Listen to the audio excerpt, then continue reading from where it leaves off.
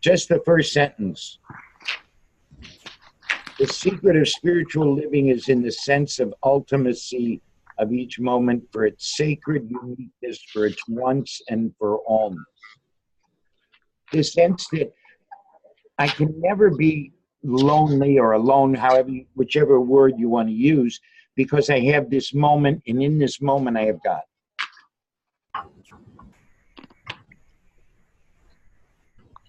And I'm connected to something that's greater than myself, and I'm connected to the world, to the universe, to the ground, to the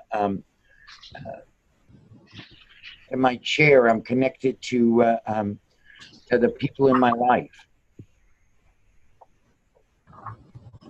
So I have to keep this sense of the moment and in the sacred uniqueness of it. He says no two moments are ever alike. And so many times people want to say same shit, different day. And this teaching taught me, which I had said many times, same shit, different day just doesn't work. You know, I can't live like that, because then I'm missing this moment, this uniqueness. Is that making sense to you all? You can jump in anytime you have questions or thoughts or arguments. You know that. Is this sort of like a constant vigilance that there are opportunities and moments for connection, but you have to really look at each moment seriously for its potential? I mean, it seems like you would need to apply a lot of energy and discipline. Is that what it's calling for? Is energy and discipline, because it's kind of constant? Every moment is potential holy moment. Be ready. I think so.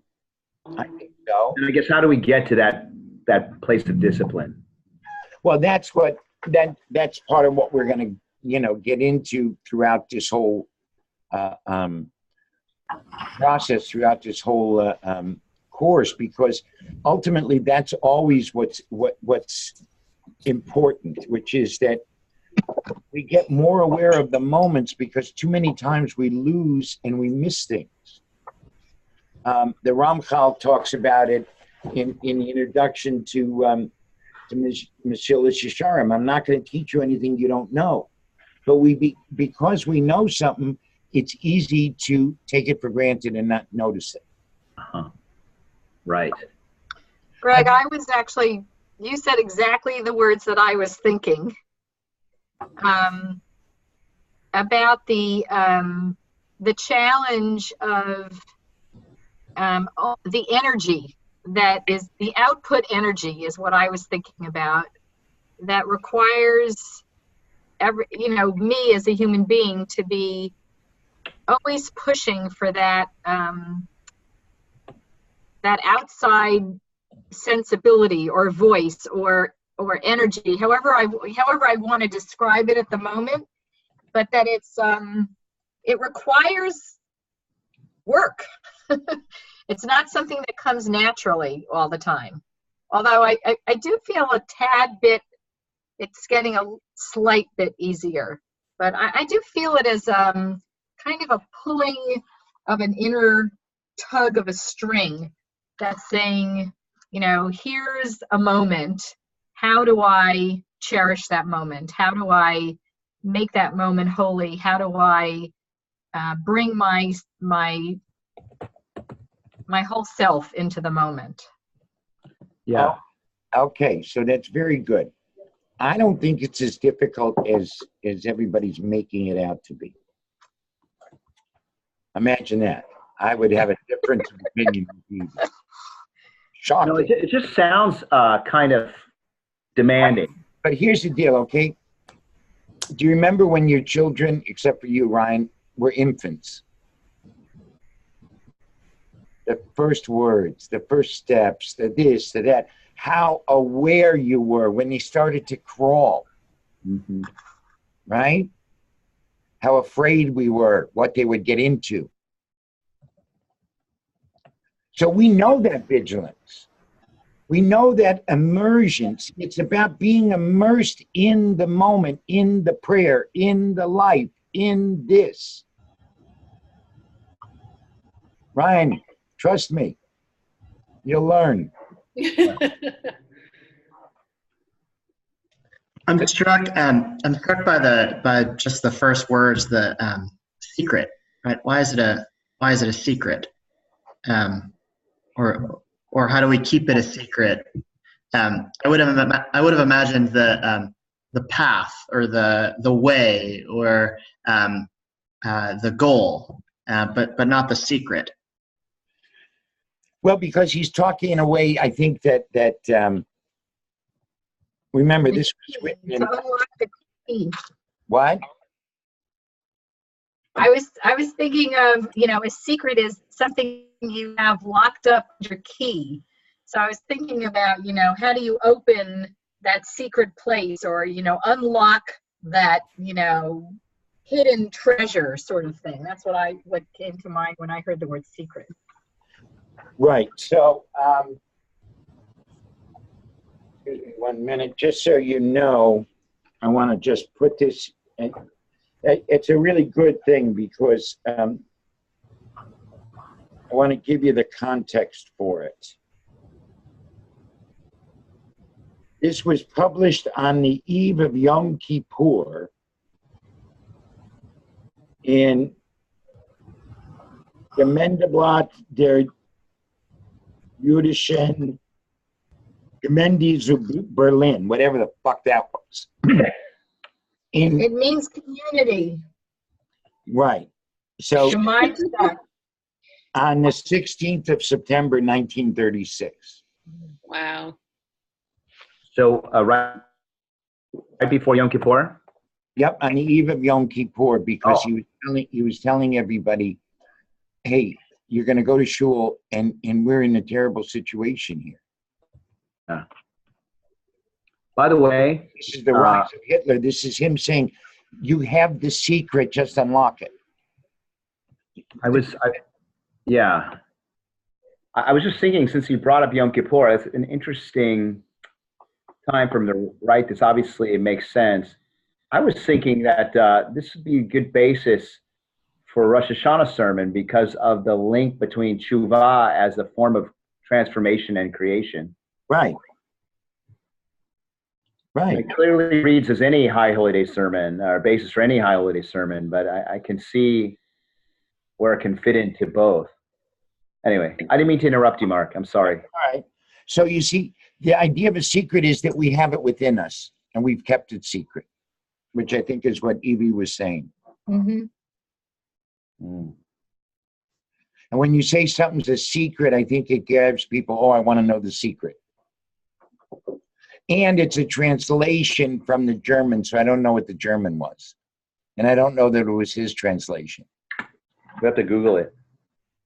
So the next sentence, it is this sense that enabled us to put all our strength into sanctifying an instant by doing the holy. The sense gives us strength, sensing the ultimacy, sensing the sacredness, sensing that this moment is one and done. There's no other moment going to be like this again. Yeah.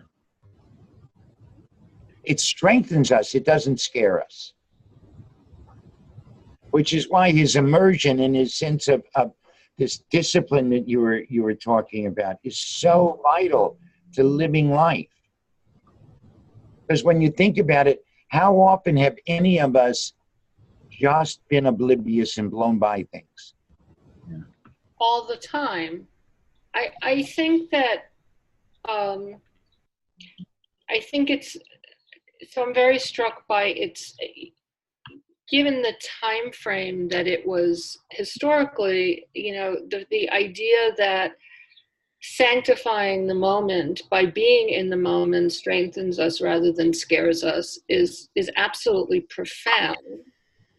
And I'm also very taken by your analogy of, when when we're new to parenting, we naturally have that focus and that sense of awe, and that parent-child relationship is certainly, one of the most obvious moments when we are B'Tselem Elohim. Right. And that using that as a jumping off point to, in that moment, we are so much a reflection of God and God-like, and taking that into every moment of life. Right. That's the challenge. So he goes on. The most unnoticed of all miracles is the miracle of tshuva. It's not the same as rebirth. It's transformation, creation. Think about this. This idea of tshuva is transforming and creating. Now, that's a whole different vision for me, and I think for most people, of what doing tshuva is. Most of us see tshuva as, oh, I fucked up, I got to make an amend, I got to do this, I got to do that. But this is saying, no, this is a transformative moment. It is a moment of creation. So you start to create something brand new. You are you're creating you again. Or anew, actually. You're creating you anew. You're creating a new world because you're changing what was. Mark, can you speak to the sort of dissonance between being able to change what was and living with what was? Sure. Well, that's the next sentence. Very good. It was a good lead-in. In the dimension of time, there's no going back, but the power of tshuva causes time to be created backward and allows recreation of the past to take place. All the things that I did when I was out there, like last week, the mistakes I made are in there. My tshuva changes it. It changes the context. It changes the experience for myself and for somebody else. I create myself anew. I've transformed myself again. And for the person that was harmed, I've said, you're right. I validated them instead of denied them. To harm somebody, I deny them. To not let somebody have the space that they're supposed to have, I'm denying them their space. I'm denying them their being. So once I do tshuva, I'm recognizing their beingness. I'm acknowledging it. I'm imbuing it. And I know that the negativity now is in the past. It's last week. It's not today. So I can have remorse and regret and not carry it past today because today I did tshuva for what I screwed up last week. So it's not part of me anymore. Steinsaltz says it in 13 Petal Rose. Chronologically and historically, it may be true. It's no longer a part of me.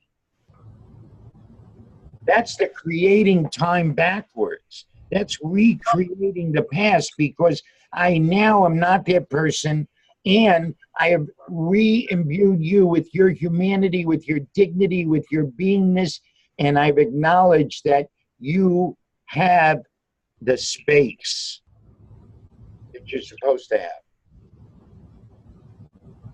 And when you take a look at the world that we live in a competitive world where everybody's trying to get everybody else's space, and people are trying to fit in, and all this other stuff. And belonging means I have my space and you have yours, and thank God.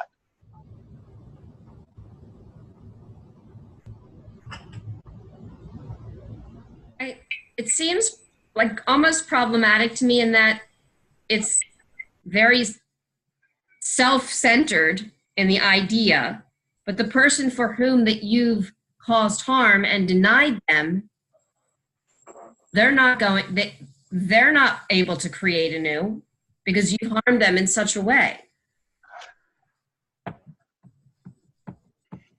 Except for, I was going to say, except for if by your admission and taking responsibility and really apologizing to the point where it's authentic and sincere, I do believe that the pain or suffering could dissipate to some degree after time. So, Anna, here's the deal, okay, and Evie knows this.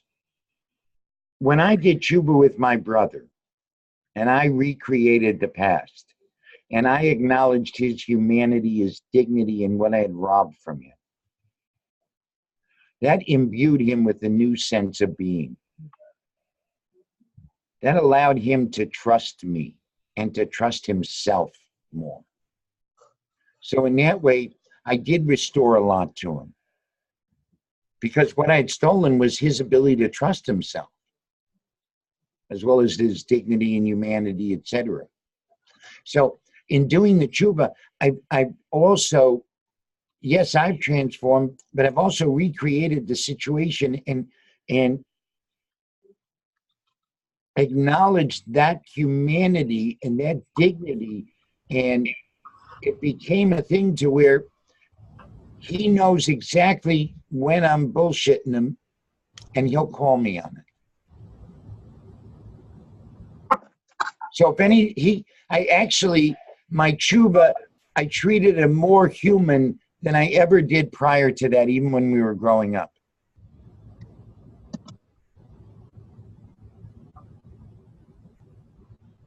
So it starts with me, but it really is outward facing to him.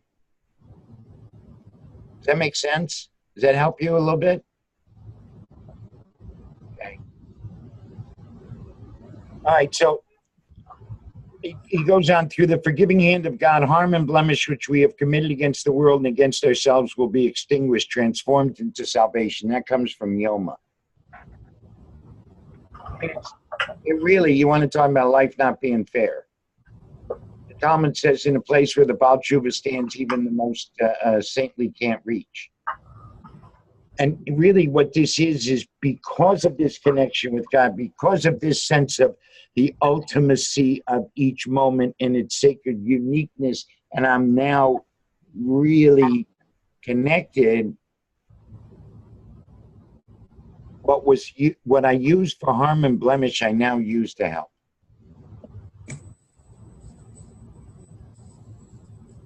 That's my story. I'm still a hustler. I hustle for God now instead of for myself.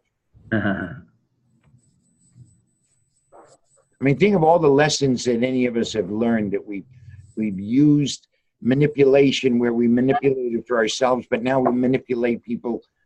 I mean, listen, all of Jewish education is a manipulation to get people to live well.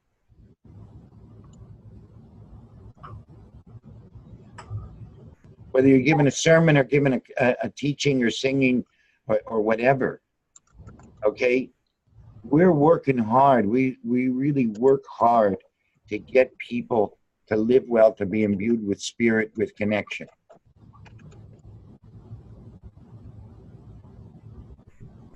Manipulation, it's just not bad. Then he goes, for many years we have experienced history as judgment. What is the state of our repentance, of our return to Judaism? For me, that sentence there is taken on so many different meanings. His return, when I believe when he says return to Judaism, he's talking about return to the prophets, return to that the morality, return to the uniqueness, to no religious behaviorism, no spiritual plagiarism, but really to being in this sense of ultimacy. That's a return to Judaism. How do I sanctify each day, each hour, each moment? We'll never get to each moment, but you know what I mean? Rabbi, could you back up? What is spiritual plagiarism? spiritual plagiarism is when I'm using somebody else's definitions in somebody else's way and say, oh, I'm spiritual.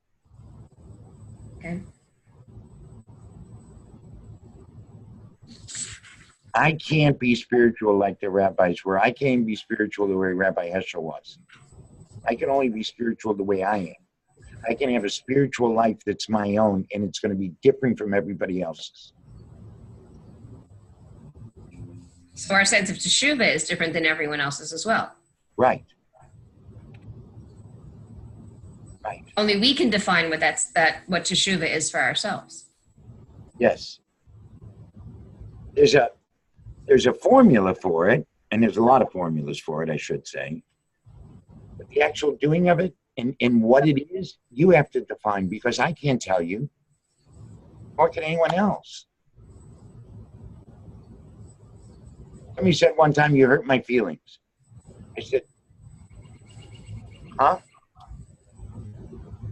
And they said, well, you were talking about something from the Bima, and I got all upset. And I was like, you know, I'm sorry you feel that way, but there was no tshuva. I mean, you know, I'm giving a sermon. I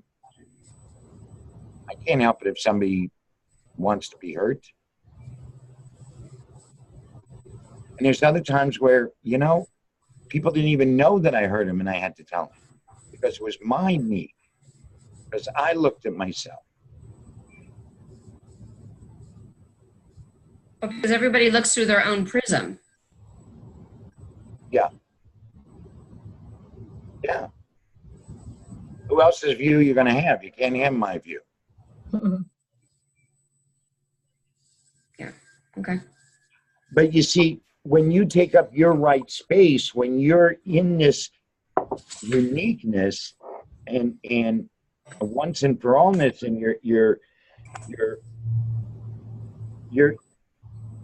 in this discipline of noticing, that changes you. And then you're much more aware. And nobody's going to get it right all the time. That's why tshuva was put into the world. He goes on to say, but this return to Judaism, it's an interesting question. How are you returning to Judaism? How are you returning to the Judaism that you fell in love with? That you may, for whatever reason, have gone away from?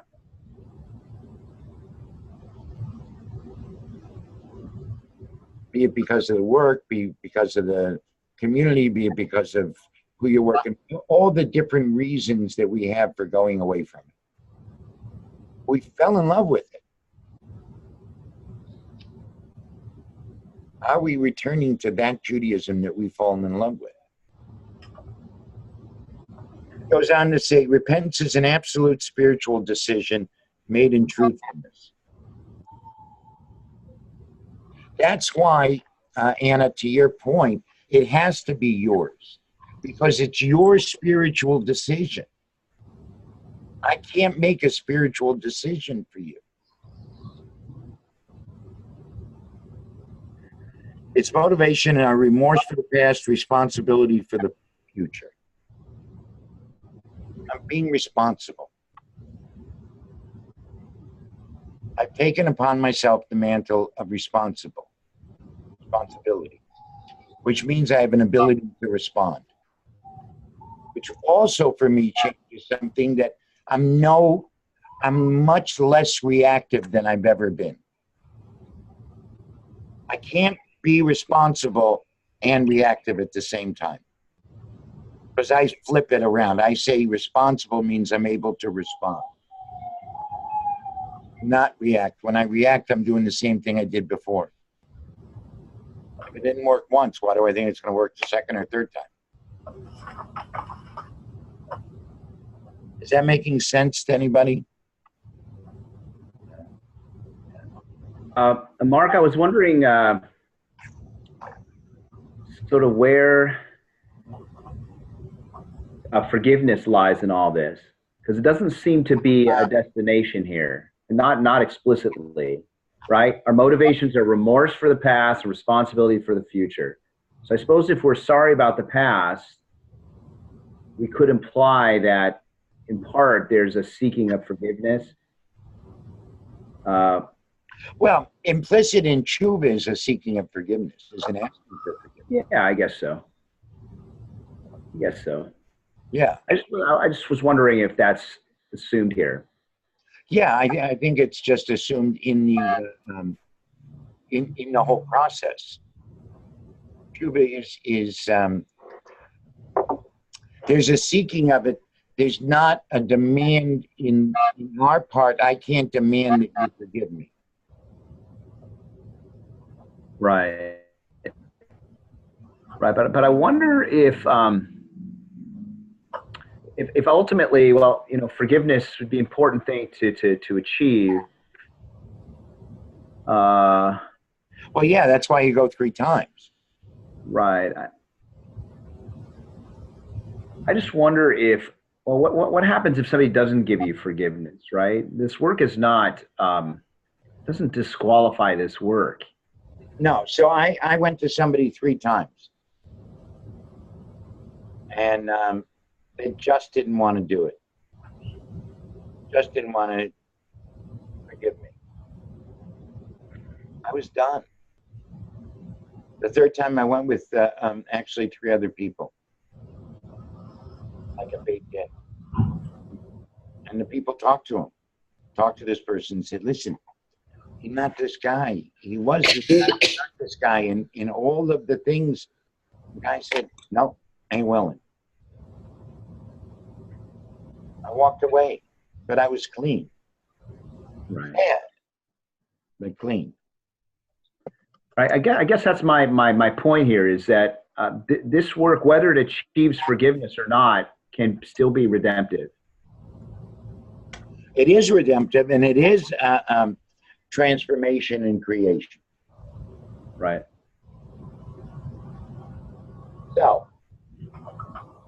So Mark, you were able to recreate and change what was, but he wasn't. Right. That's just sad. Can I ask at what point you would use this text in working with somebody in the process of tshuva? Well, I do every week, so. I mean, it depends on the person's abilities. Depends on your comfort with explaining Rabbi Heschel, with being in this text in this moment. So here's the thing. I've done this. I've talked about this text I don't know how many times, and I'm looking at it brand new, because that's the other thing. Is whatever you're using, you have to look at it brand new. Tshuva's got to be brand new. It's got to be in that moment. So, you see,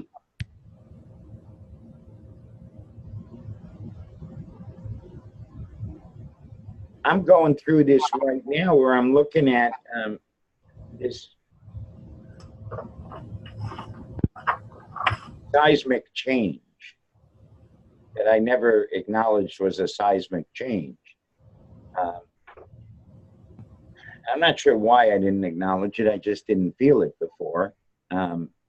Where you all become the main people that I work with. That I'm not in charge here in 45 days. Not even 45 days. In 39 days, 40 days, I'm no longer El Jefe here, you know what I mean? And I've been El Jefe here for 30 years in one way or another. And so it's like, holy shit. And so I'm looking at what's my return? How am I returning to my Judaism? How am I going to keep it fresh? How am I going to keep it alive for me? Because I do that a lot with residents and stuff. And so it's a whole new way of seeing it for me. And I have to continue to be engaged in it. So for me, it's always about being present. It's always about this returning.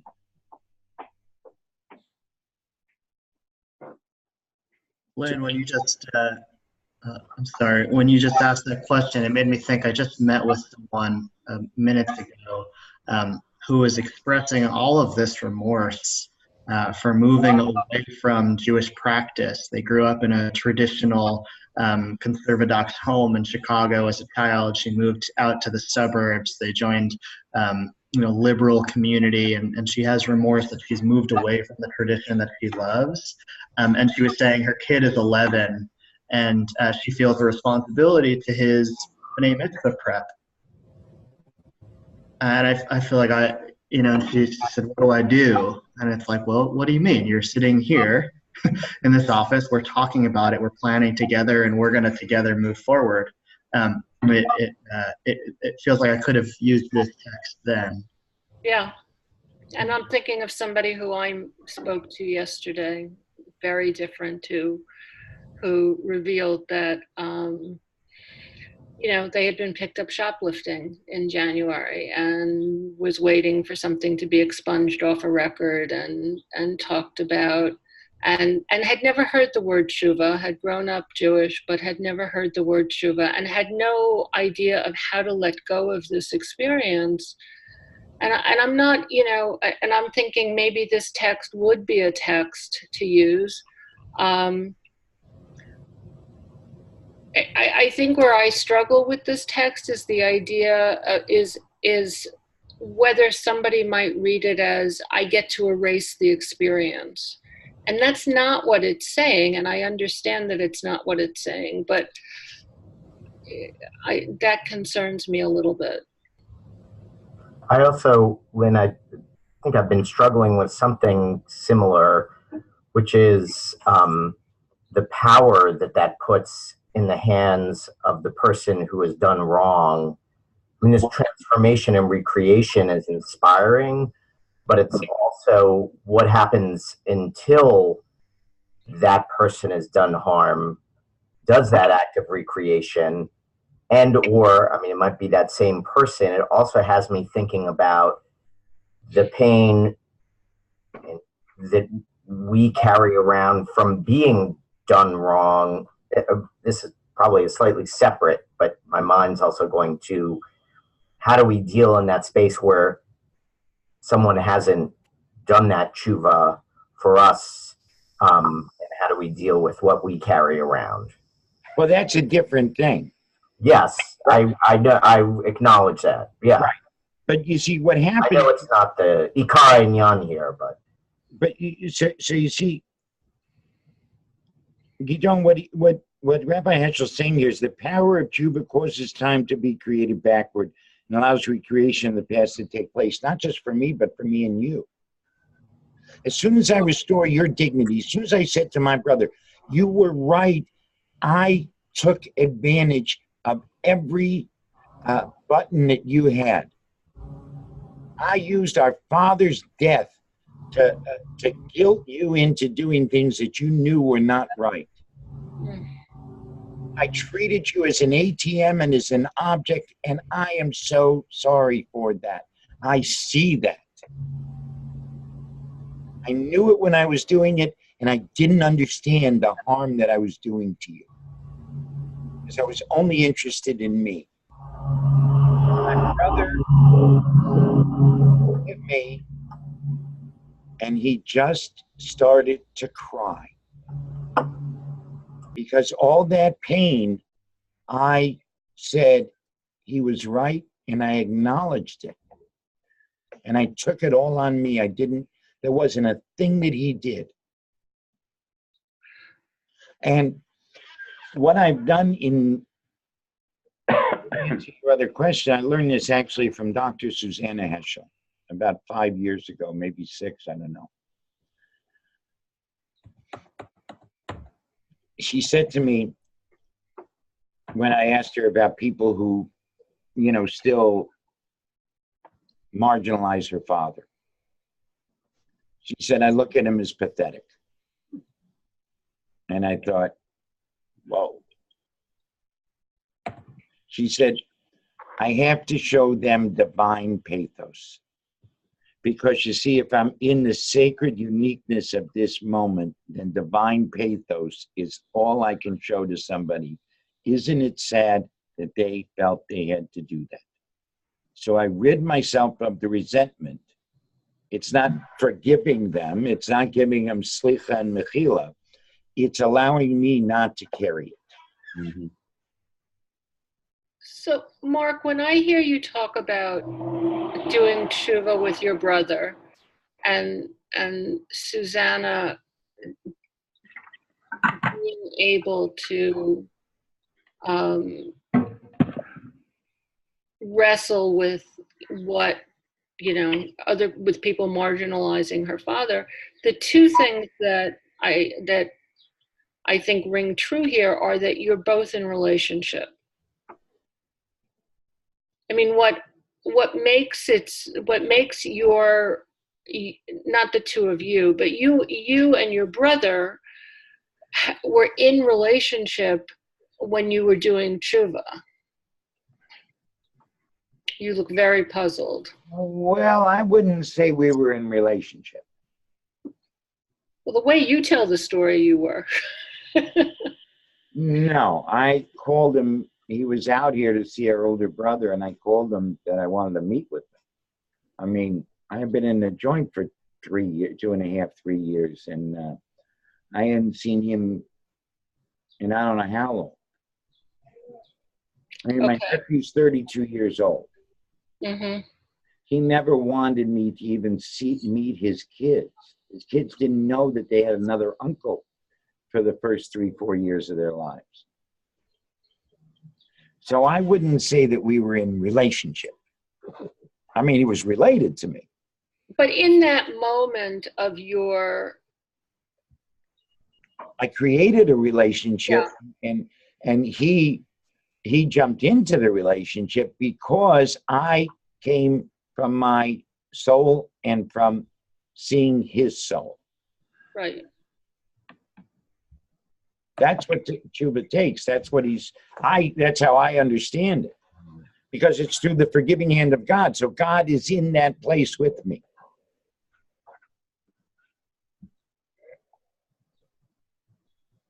So there's a couple of questions too I want to get to. Unless somebody else has some other comments, thoughts. I don't want to cut anybody off. Far be it from me to ever be pushy.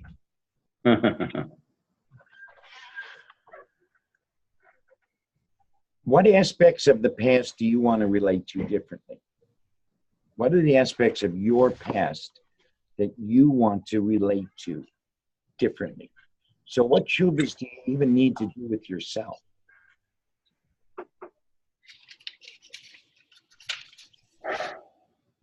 So here's a tshuva that everybody needs to do with themselves.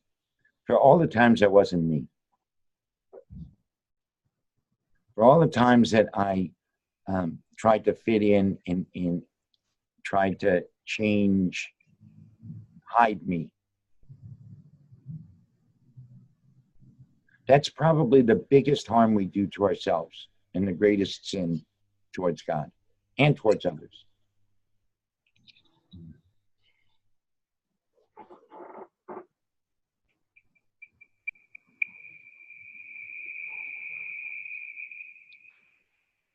Another tshuva that most people have to do with themselves is comparing and competing. There's only one you. If the moment is unique, you're unique.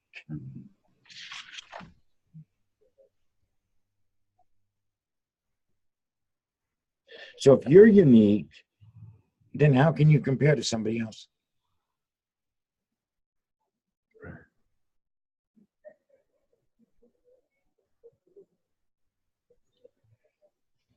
I mean, kids are the worst at doing this to their parents.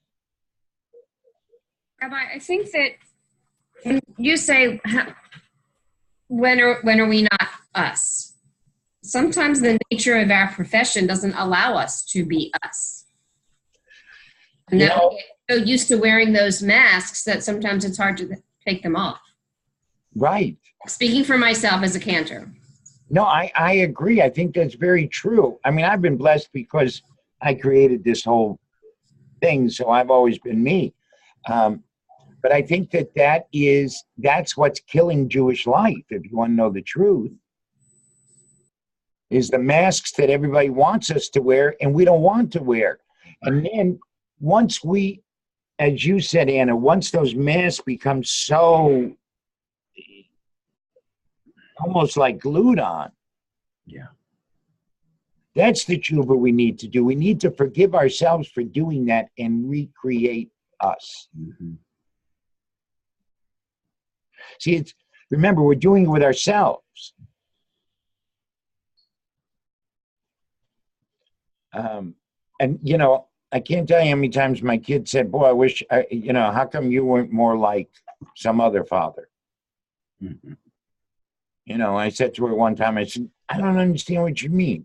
You learned multiplication when you were 3.5 years old in a prison yard. How many of your friends could say that? Mm-hmm. You didn't find it funny. What can I tell you? But this sense of look at the things that you need to relate to differently in order to help you leave those things in the past.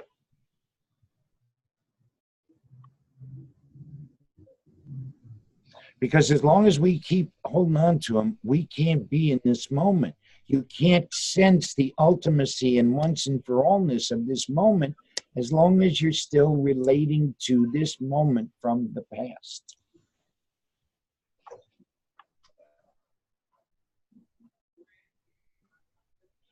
That's the failing forwards. That's I made a mistake and wow, I learned something today. So I guess I'm struck because yesterday I was engaged in Kohelet. You know, there's nothing new under the sun, and everything is utter futility. So I tried to frame it in a way that Hevel doesn't mean futility but breath. Mm-hmm. And breath means life, and that breath is what we get from God, and that brings us closer. I just disagree with Kohelet. Right. We can disagree with Kohelet. Lots of us disagree with Kohelet. I mean, Rabbi Heschel says that there's nothing stale under the sun except human beings who get stale. Well, then they have to do tshuva. Right. So you see, the whole thing is that we can go there, but that's not what our tradition teaches. Our tradition teaches, I mean, why would we have all the brachas? Exactly. We have brachas in order to notice. Right. I mean, every Friday night I say something to Harriet. Gratitude, Ashes Chayil type things. Why do I do it? I do it because I'm commanded to do it, but I also do it because I have to remember how wonderful my life is because of this person. Mm-hmm. Who's the person in your life that you need to say that to? Mm-hmm. Right.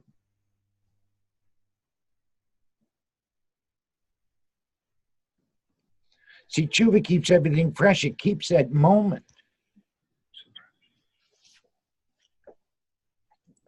And it's also a matter of incorporating it into your spiritual program. What'd you say, Rhonda? Rhonda, were you saying something? I can't hear you. You're muted. Okay, I am muted. So what do you say to someone whose guilt, whose remorse, whose tshuva they feel they need to do is with someone who's passed away? A parent, a sibling, a spouse. Oh, I did it. Okay, I mean, I had to go to my father's grave. And I had written something out, and I just sat there and I read it to him. and I cried, and I let his spirit comfort me. So yeah, I do it. I do it with living people, dead people. And if the grave of that person isn't nearby, I've gone to I'm just going to the cemetery here. Just went to a grave and just read it. And I do that a lot with people. I take them to the cemetery and I have them read something to the people who died.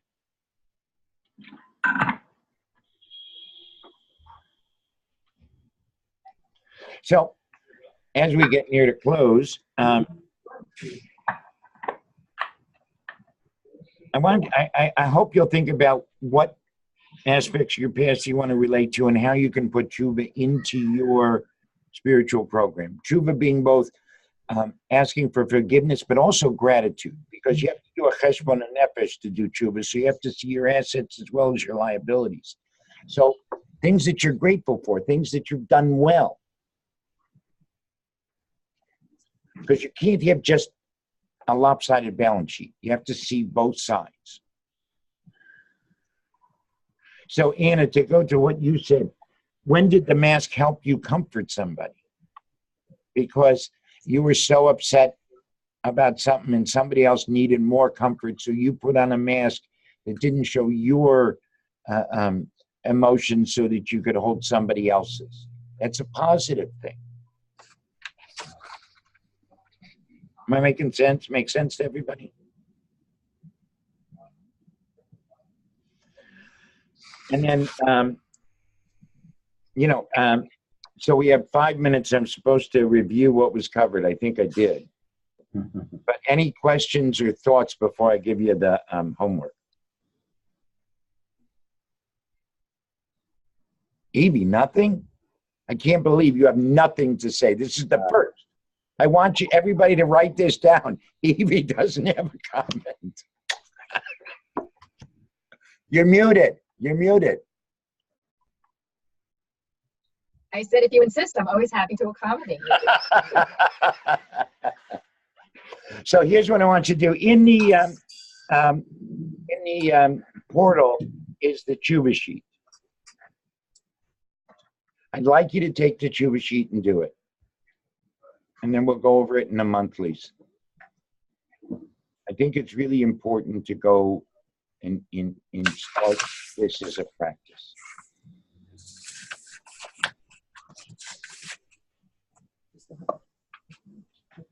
Do you want us to do one every month? Well, after we go over it, I'm hoping you're going to do it every week, Ira. You know what I mean? All right. That's my hope, is that you guys, I want to go over with you so it becomes part of your own spiritual program, whether it's weekly or monthly.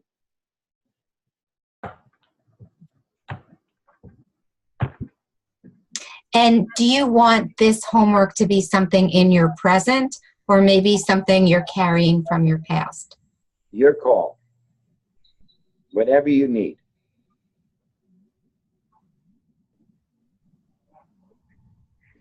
All right. Well, this was great. I loved it. I hope you guys did too. Thank you. Thank you. All right. So I'll be talking to each of you individually, and then next month we'll get together again. I'm excited. Thank you. Okay. Thanks, Thanks. Mark. Thank you all. Have a great Shabbos. You too. Thank Take care. you. Shalom.